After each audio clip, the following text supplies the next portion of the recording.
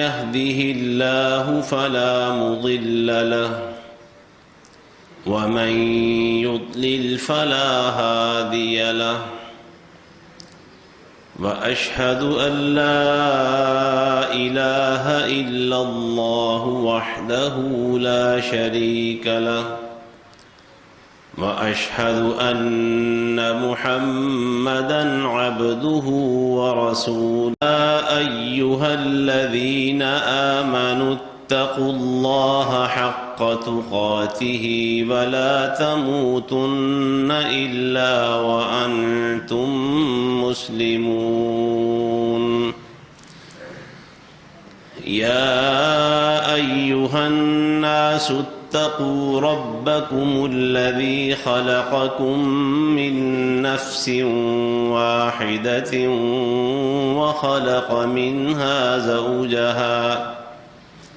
وخلق منها زوجها وبث منهما رجالا كثيرا ونساء واتقوا الله الذي تساءلون به والأرحام إن الله كان عليكم رقيبا يا أيها الذين آمنوا اتقوا الله وقولوا قولا سديدا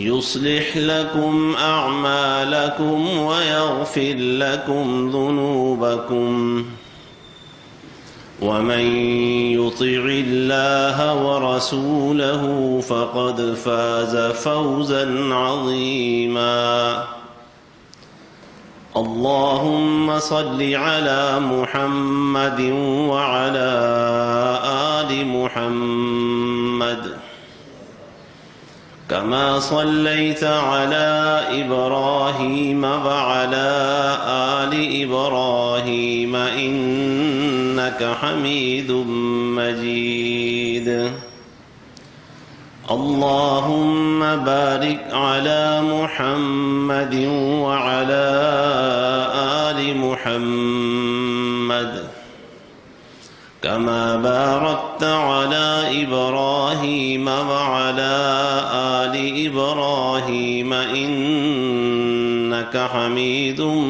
مجيد أما بعد فإن خير الحديث كتاب الله وخير الهدي هدي محمد وشر الأمور محدثاتها وكل محدثة بدعة وكل بدعة ضلالة والضلالة في النار سبحانك لا علم لنا إلا ما علمتنا إنك أنت العليم الحكيم اللهم انفعنا بما علمتنا وعلمنا ما ينفعنا وزدنا علما الحمد لله على كل حال ونعوذ بالله من حال أهل النار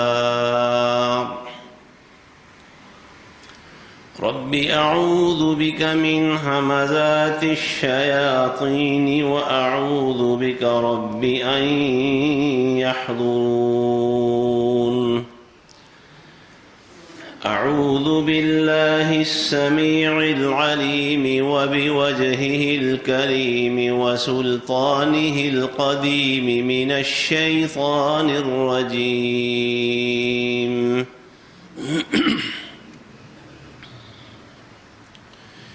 يا أيها الناس اتقوا ربكم واخشوا يوما لا يجزي والد عن ولده ولا مولود هو جاز عن والده شيئا إن وعد الله حق فلا تغرنكم الحياة الدنيا ولا يغرنكم بالله الغرور۔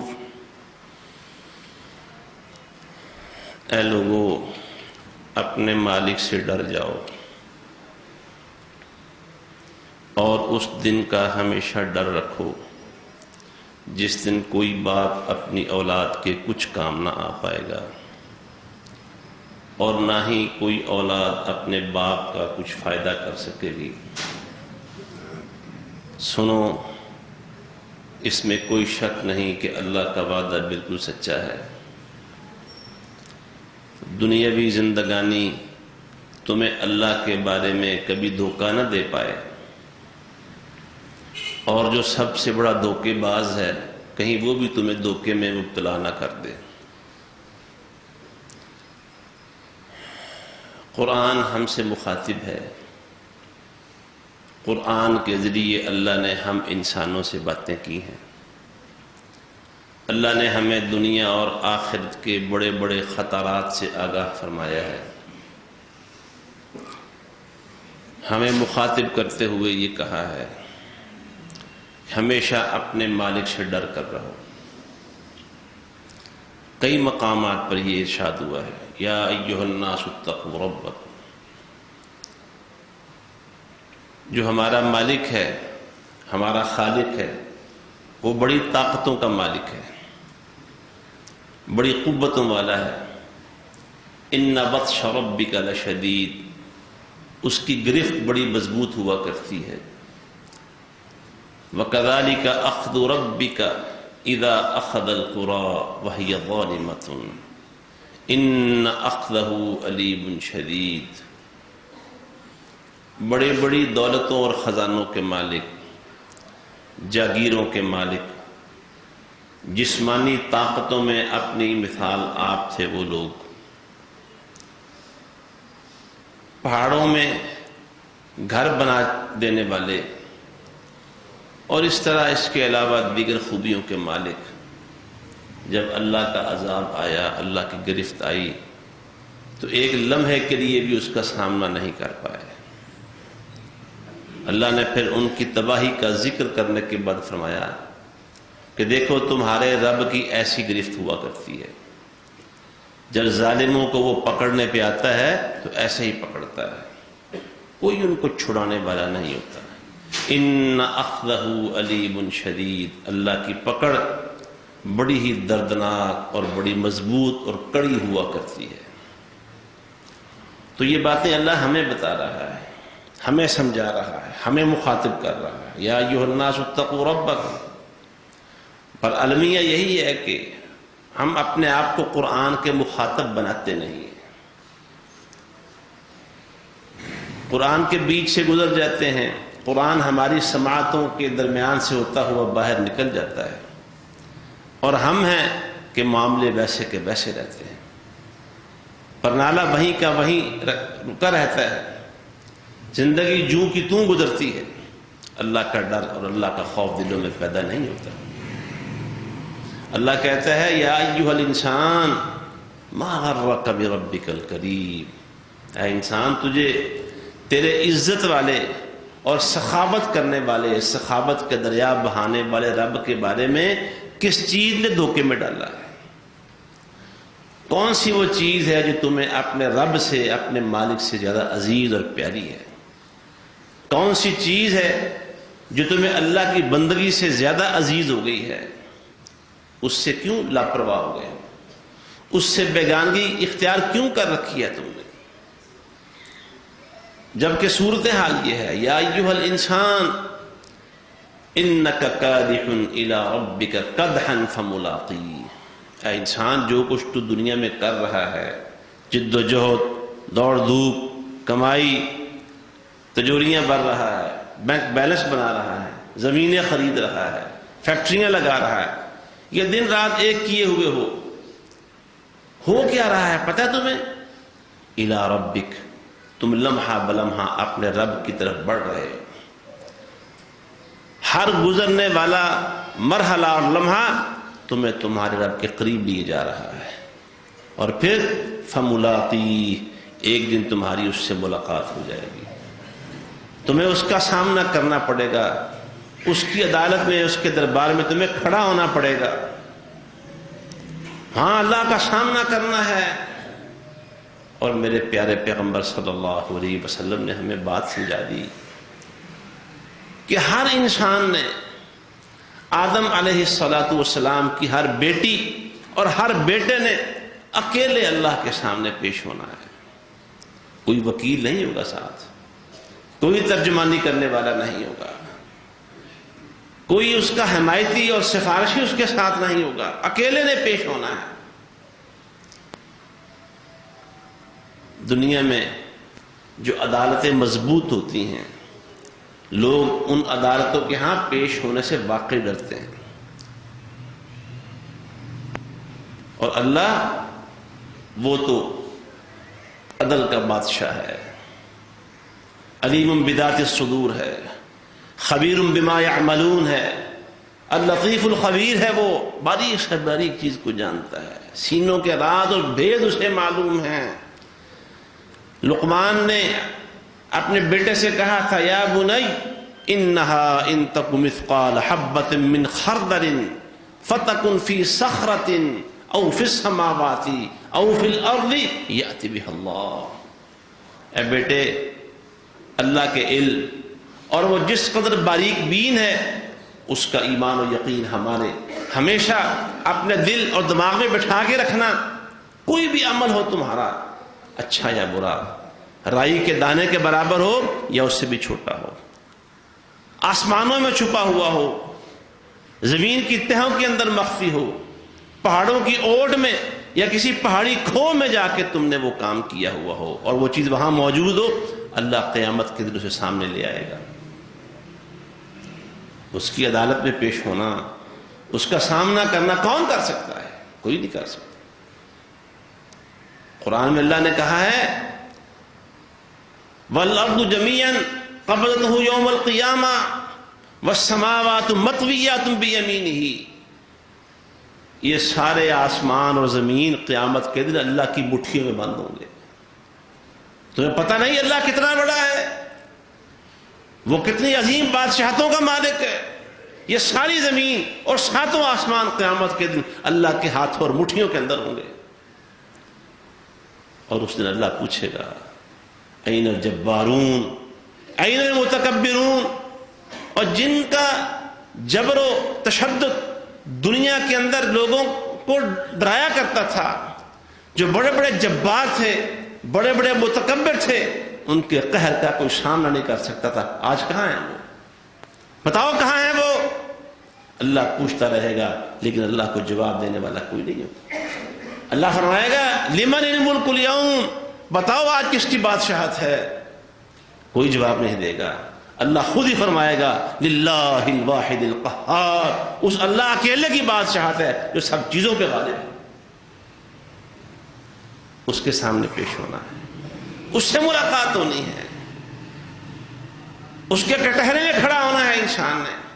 اور نبی مکرم صلی اللہ علیہ وسلم نے بتا دیا کہ اس رحمان کے کسی بندے کے اور اس کی کوئی بندی ہو، جب وہ اس کے سامنے کھڑے ہوں گے تو زمین سے اس وقت تک اپنے قدم ہٹا نہیں پائیں گے جب تک چار چیزوں کا جواب نہیں دے دیں گے. اس اللہ سے ملاقات، اللہ فرماتا ہے تمہاری ملاقات ہونی ہے. کبھی سوچا تنہائی میں ہم نے بیٹھ کے کہ جب اللہ کے سامنے کھڑے ہوں گے، اللہ سے ملاقات کریں گے، کس منہ سے جائیں گے؟ کس منہ سے جائیں گے؟ وہ چہرے بھی جانتا ہے، وہ دماغ بھی جانتا ہے، وہ دلوں کی حالت و کیفیت بھی جانتا ہے، وہ انسان کے ظاہر کو بھی جانتا ہے، انسان کے باطن کو بھی جانتا ہے، انسان کی وہ جلوتوں کو بھی جانتا ہے اور انسان کی خلوتوں کو بھی جانتا ہے. کیسے پیش ہوں گے؟ کبھی سوچا ہے؟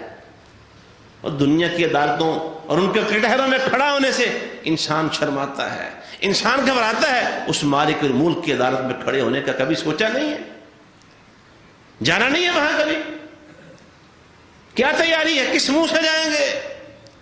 کبھی اپنے گریبان میں جھانکا کریں بیٹھ کے، کبھی اپنے سراپے کو دیکھا کریں، کبھی اپنے چہرے کو دیکھا کریں، کبھی اپنے کاروبار کو دیکھا کریں، کبھی اپنی بیوی اور بیٹیوں کو دیکھا کریں، کبھی اپنے بچوں کو دیکھا کریں کہ ان کے ذریعے میں اللہ کے سامنے پیش ہونے کا کیا سامان تیار کر رہا ہوں۔ اللہ کی قسم، اپنی بیویوں کے ذریعے، اپنی بیٹیوں اور بیٹوں کے ذریعے، اپنے کاروباروں کے ذریعے ہم اپنے رب کو راضی کر سکتے ہیں۔ رب کو راضی کرنے کے لیے پہاڑوں کے پیچھے نہیں جانا پڑے گا، رب کو خوش کرنے کے لیے دنیا چھوڑ کے جنگلات میں نہیں جانا پڑے گا۔ ایک سچا تاجر، التاجر الصدوق، سچا تاجر، عدل و انصاف سے تجارت کرنے والا، رب کے خوف کے ساتھ تجارت کرنے والا، قرآن مجید اور رسول اللہ صلی اللہ علیہ وسلم کی دی ہوئی تعلیمات کے مطابق عدل و انصاف سے کاروبار کرنے والا شخص، وہ قیامت کے دن وہ فرشتوں کے ساتھ ہوگا، نبیوں اور نیکوں کے ساتھ ہوگا۔ کبھی سوچا ہے ہم نے اللہ کے سامنے کیسے پیش ہوں گے؟ کیا تیاری ہے ہمارے اس کا سامنا کرنے کے لیے؟ اس کی ملاقات کے لیے ہمارے پاس سامان کیا ہے؟ فملاقی، ملاقات ہونی ہے اس سے، اللہ سے سامنے کھڑے ہو جانا ہے۔ اور جن کو ڈر ہوتا ہے ملاقات، اللہ قرآن میں کہتا ہے فمن کان یرجو لقاء ربہ فلیعمل عملا صالحا، جس کو یہ یقین ہے کہ میری رب سے ملاقات ہونی ہے، اسے پھر صالح عمل کرنے چاہیے۔ ولا یشرک بعبادت ربہ احدا، اور اپنے رب کی عبادت میں اسے کوئی شریک نہیں ٹھہرانا چاہیے، نہ ظاہری نہ باطنی۔ جن کو ملاقات ہوتی ہے، جن کو ملاقات کی امید اور خواہش ہے یا ڈر ہے، اللہ فرماتا ہے انہا لکبیرۃ الا علی الخاشعین الذین یظنون انہم ملاقو ربہم وانہم الیہ راجعون۔ نماز پڑھنا ایک مشکل کام ہے، لیکن جنہیں رب سے ملاقات کا ڈر ہے اور یقین ہے کہ رب سے ملاقات ہونی ہے، ان کے لیے نماز مشکل نہیں ہے۔ جناب طالوت جب اپنے لشکر کو لے کے دشمن کے سامنے کھڑے ہوئے تو دشمن کی طاقت دیکھ کر بڑے بڑوں کے پتے پانی ہوئے، گھبرا گئے، خوفزدہ ہوئے۔ قرآن کہتا ہے الا الذین یظنون انہم ملاقو رب قال الذین یظنون انہم ملاقو اللہ، جو اللہ سے ملاقات کی امید رکھنے والے اور اس کی ملاقات کا ڈر رکھنے والے تھے، وہ کہنے لگے ہم دشمن کی طاقت سے، دشمن کی فوج سے گھبرانے والے نہیں ہیں۔ دنیا میں بڑی دفعہ ایسا ہوا ہے کہ چھوٹے چھوٹے گروہ اکثر بڑے گروہوں پر غالب آتے ہیں۔ جس کے دل میں رب کا ڈر ہے وہ یہاں بھی کامیاب ہے اور وہ قیامت کے دن بھی کامیاب ہوگا۔ کبھی سوچا ہم نے اللہ سے ملاقات ہونی ہے؟ کتنے جنازے اٹھا رہے ہیں۔ پہلے بھی یہ بات ہوئی تھی کہ اس ایک سال کے دوران ہم سب نے جتنے جنازے پڑھے پڑھائے ہیں، اس سے پہلے زندگی میں کبھی اتنے جنازے نہیں پڑھے پڑھائے ہوں۔ پھر بھی کبھی خوف نہیں آتا، پھر بھی کبھی ایسی لہر دماغ میں نہیں اٹھتی کہ بھائی اللہ کے سامنے جائیں گے، کیا سامان ہے، تیاری کیا ہے؟ جب تک 4 باتوں کا جواب نہیں دیں گے، 4 سوالوں کا جواب نہیں دیں گے، زمین نے قدم نہیں چھوڑنے۔ پوری زندگی کے بارے میں، کسی روایت میں آتا ہے جسم کے بارے میں سوال ہوگا، اس جسم کے ساتھ، اس جسم کے معاملے میں، اس جسم کے ذریعے اللہ کے حقوق پورے کیے تھے یا نہیں کیے۔ وعن شبابہ فیما افنا، جوانی کے بارے میں سوال ہوگا کہ جوانی کہاں گزار کے آئے ہو۔ مال کے بارے میں سوال ہوں گے 2، مال کمایا کہاں سے تھا، مال خرچ کیسے کیا۔ کمائی کو بھی دیکھو، اپنی کمائی کو دیکھا کرو، حلال ہے کہ حرام ہے۔ مشکوک کمائی بھی نہیں ہونی چاہیے۔ امام بخاری رحمۃ اللہ علیہ کے والد فوت ہونے لگے تو اپنا سارا سامان تجارت اپنے جس دوست کے حوالے کیا کہ میرے گھر پہنچا دینا، سفر کے دوران فوت ہو رہے تھے، اسے بتایا کہ میرے گھر کو میں بتانا اور خود بھی یاد رکھنا۔ امام بخاری کے والد کا نام تھا اسماعیل، محمد بن اسماعیل۔ اسماعیل ان کے والد تھے، محدث بھی تھے۔ کہا کہ میرے گھر بتانا کہ میری روزی میں 1 چونی بھی مشکوک کمائی کی شامل نہیں ہے۔ مشکوک حرام نہیں، مشکوک کی 1 چونی بھی شامل نہیں ہے۔ جسے اپنی میں کہتا ہوں کہ جسے اپنی کمائی پر اتنا یقین ہو اس کے ہاں اللہ تعالیٰ پر امام بخاری پیدا کرتا ہے. کہاں سے کماتے ہو؟ لاپرواہی نہ کیا کرو اپنی کمائی کے بارے میں. انسان کو تباہ کرنے کے لیے اور جہنم کا ایندھن بنانے کے لیے اس کی کمائی کافی ہے. کمائی پر ناز نہ کیا کریں کہ میرے پاس پیسہ بڑا ہے. یہ انسان کو ڈبونے کے لیے انسان کی کمائی کافی ہے. لا تلہکم اموالکم ولا اولادکم عن ذکر اللہ. مال کے بارے میں سوال ہوگا. مال کہاں سے کمایا؟ اور پھونک پھونک کے قدم رکھا کرو. سوچ سوچ کے پیسے کو ہاتھ ڈالا کرو کہاں سے آ رہا ہے.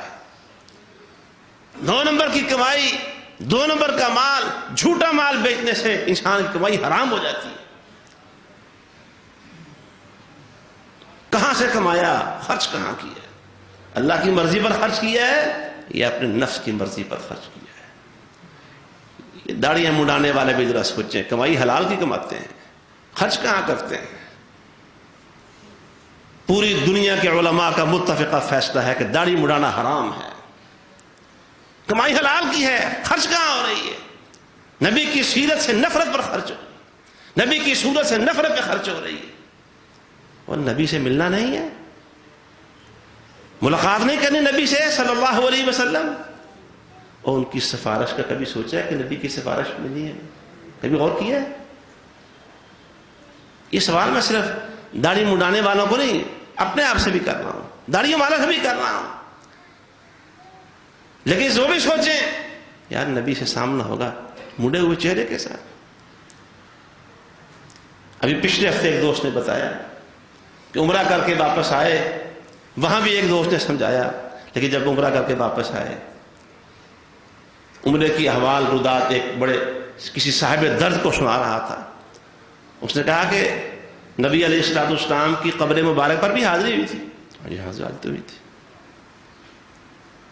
کہنا اسی مڑے ہوئے چہرے کے ساتھ داڑھی مڑی ہوئی تھی تمہاری؟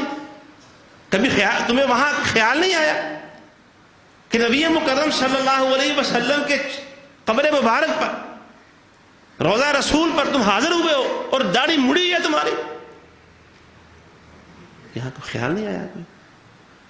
یہ کس نبی کے سامنے کس چہرے کے ساتھ جانا؟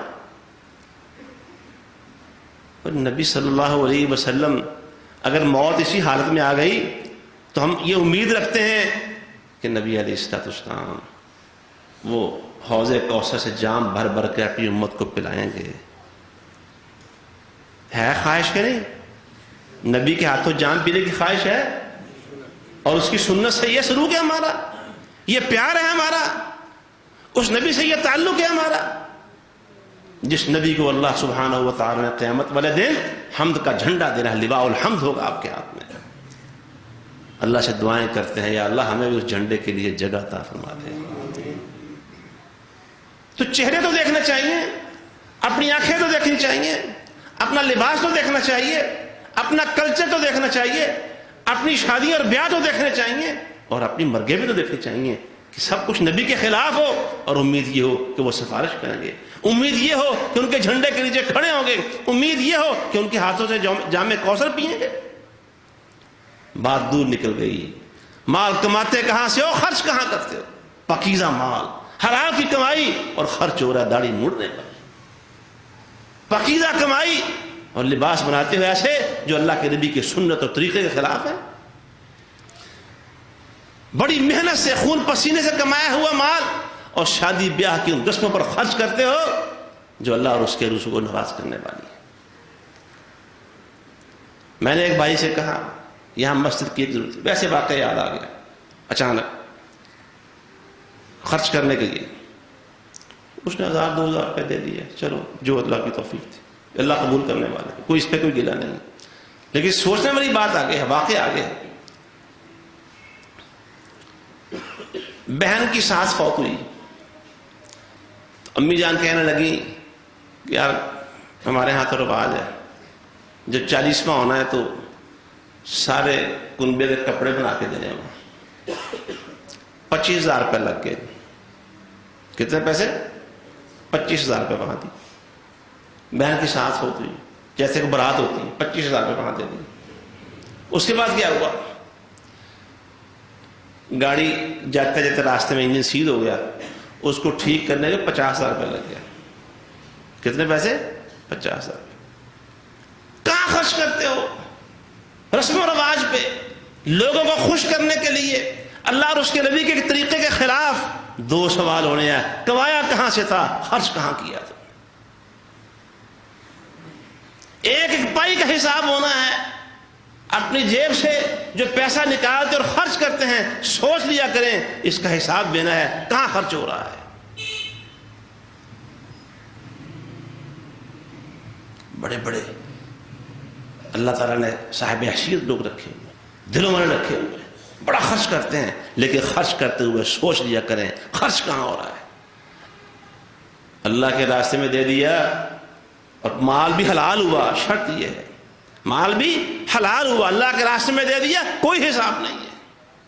اور تم لاکھ دے دو, 2 لاکھ دے دو, 5 لاکھ دے دو, 50 لاکھ دے دو, اللہ کے راستے میں دیا, حساب ہی کوئی نہیں. دنیا کے کسی بھی کام پہ خرچ کر لو, جو دنیا کا کام ہو, خرچ کرنے کا حساب دینا پڑے گا. یہ گورنمنٹ کئی لوگوں کے یہاں جو یہ ٹیکس میں رجسٹرڈ لوگ ہوتے ہیں ان کو فائدہ گورنمنٹ دیتی ہے کہ اگر وہ کسی ایسے دینی ادارے پر مال خرچ کریں گے جو گورنمنٹ کے ہاں رجسٹرڈ ہے تو ٹیکس میں رعایت ہو جاتی ہے. جی ہوتی ہے کہ نہیں ہوتی؟ کہ ایسے دینی ادارے پر خرچ کرو جو رجسٹرڈ ہو تو ٹیکس میں رعایت ہو جاتی ہے. لوگ رعایتیں ڈھونڈتے ہیں. اللہ کہتا ہے میرے راستے میں دو گے حساب ہی کوئی نہیں ہے. تو بات کیا ہو رہی تھی؟ قرآن ہم سے مخاطب ہے, اللہ کے سامنے پیش ہونا ہے, اللہ سے ملاقات ہونی ہے, اللہ نے حساب لینا ہے. اپنے جسم کے بارے میں سوچئے, اپنی زندگی کے بارے میں سوچئے, اپنی جوانی کے بارے میں سوچئے. جب سوال ہوگا اللہ کے ہاں تو اس کا جواب کیا دینا ہے. اور پھر مال کے بارے میں, کمایا کہاں سے, خرچ کیا کیا. ایک اور سوال بھی ہے ایک اور روایت میں, علم کے بارے میں بھی سوال ہوگا کہ جو علم حاصل ہوا تھا اس پر عمل کتنا کیا تھا. جو علم آیا تھا تمہارے پاس اس پہ عمل کتنا کیا. یا اسی سوال کی ایک دوسری شکل دوسری روایت کے الفاظ میں ہے کہ جو عمل کرتے رہے ہو, دنیا میں کام کیے ہیں, اس کے بارے میں تمہارے پاس دلیل کیا تھی, کون سا کام کس دلیل کے بنا پر کیا ہے. سوال دوبارہ عرض کرتا ہوں کہ جو علم حاصل ہوا کسی بھی ذریعے سے, کتاب پڑھ لی, کوئی خطبہ سن لیا, درس سن لیا, کوئی واقعی ثابت شدہ قرآن حدیث کا ایک میسج تمہارے پاس آ گیا, گزرتے گزرتے کان میں بات پڑ گئی, سچی بات, اللہ اور اس کے نبی کی بات, اس کے مطابق عمل کتنا کیا تھا. اور اس کی جگہ میں دوسرا سوال کیا ہے کہ جو عمل دنیا میں کرتے تھے اس کی دلیل کیا ہے. جو عمل کرتے ہیں, پچھلی باتیں بھی ساری شامل کر لیں. داڑھی مڈاتے رہے ہو, اب دلیل کیا ہے. لباس نبی کی سنت کے خلاف پہنتے تھے, دلیل کیا ہے. فلاں خرچ کیا تھا, دلیل کیا ہے. مال اس طرح کمایا, دلیل کیا ہے تمہارے پاس. شادی بیاہ جو رشتے کیے تھے, اور جی ہم مغل ہوتے ہیں, ہم مغلوں میں کرتے ہیں. ہم جناب رانے ہوتے ہیں, رانوں میں کرتے ہیں. ہم جاٹ ہوتے ہیں, جاٹوں میں کرتے ہیں. ہم ملک ہوتے ہیں, ملکوں میں کرتے ہیں. بتاؤ دلیل کیا ہے اس کی تمہارے پاس.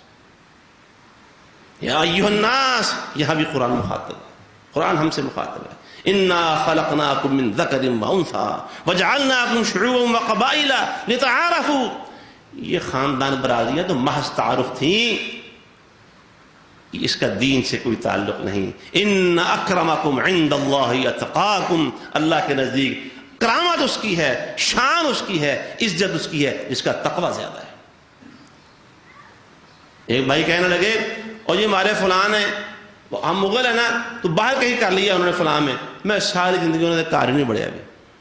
سبحان اللہ, کیا عقل پائی ہے, کیا دانش پائی ہے, کیا علم پایا ہے کہ اس کے گھر میں ساری عمر اس لیے نہیں گئے کہ اس نے جی فیملی سے باہر شادی کر لی, نہ میں انہوں نے بیاہ دے گیا, نہ میں منڈے دے سسرال کدی بڑھیا. انا للہ و انا الیہ راجعون.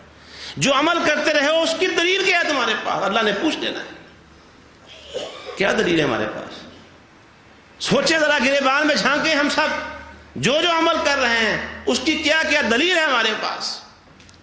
اور دلیل وہ جو اللہ کو راضی کر سکے، جو اللہ کو مطمئن کر سکے، جس سے اللہ کے نبی خوش ہو جائیں صلی اللہ علیہ وآلہ وسلم۔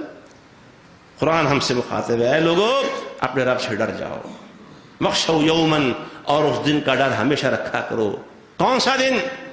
لا یجزی والد عن ولدہ، کوئی باپ اپنی اولاد کے کام نہیں آ سکے گا، کسی کے پاس کچھ ہوگا ہی نہیں، کام آنے کے لیے کوئی پوزیشن میں نہیں ہوگا۔ دنیا میں ہر طرح کے حالات اچھے برے آتے رہتے ہیں۔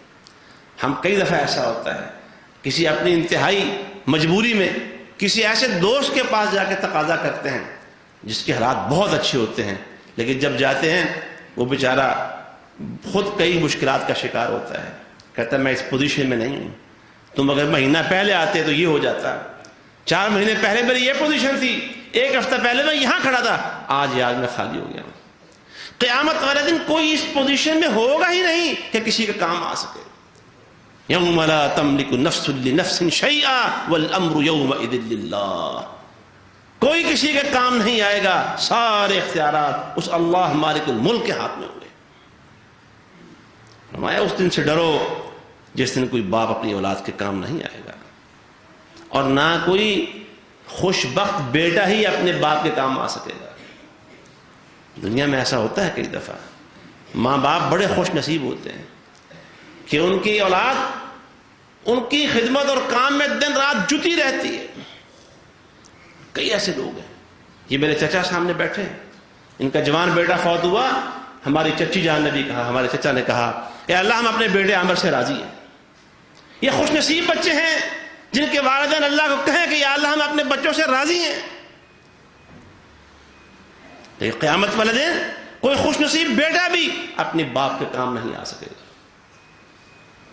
دعا کریں، آج نوجوانوں میں بڑی بیماری ہے، ماں باپ کی رضامندی اور ناراضی کی پرواہ نہیں کرتے، اللہ ان کو ہدایت نصیب فرمائے۔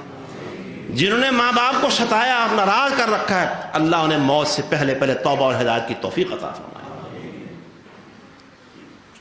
کوئی کام نہیں آئے گا، اور فرمایا دیکھو ان وعد اللہ حق، اللہ کا وعدہ سچا ہے، یعنی قیامت آنی ہے تو آ کر رہنی ہے، دنیا کی کوئی طاقت اسے روک نہیں سکتی۔ ان الساعۃ لآتیۃ لا ریب فیہا، وہ دن آئے گا اسے کوئی روکنے والا نہیں۔ سأل سائل بعذاب واقع للکافرین لیس لہ دافع من اللہ ذی المعارج، وہ قیامت آئے گی اور اس دن کا عذاب آئے گا اور کوئی اس کو روکنے والا نہیں ہوگا۔ فلا تغرنکم الحیاۃ الدنیا، دنیاوی زندگانی کبھی تمہیں دھوکے میں نہ ڈالے۔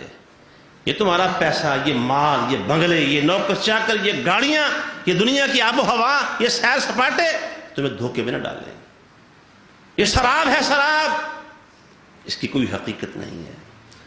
ولا یغرنکم باللہ الغرور، اور سنو جو سب سے بڑا دھوکے باز ہے شیطان ابلیس، وہ اللہ کے بارے میں کہیں تمہیں دھوکے میں نہ ڈال دے۔ قرآن ہم سے مخاطب ہے، اللہ اس قرآن کی بدولت اپنے بندوں سے بات کر رہا ہے، ہم سے بات کر رہا ہے۔ بھائیو، خوش نصیب ہے وہ جو اپنے آپ کو قرآن کا مخاطب بنا کے اور اپنی زندگی کو اس کے سانچے میں ڈھال لیتا ہے، اور بد نصیب ہے وہ انسان جو پلو جھاڑ کے اٹھتا ہے، ایک کان سے سن کے دوسرے کان سے نکال دیتا ہے۔ اللہ ہمیں خوش نصیبوں میں شامل فرمائے، محرومی سے بچائے۔ وآخر دعوانا ان الحمد للہ رب العالمین۔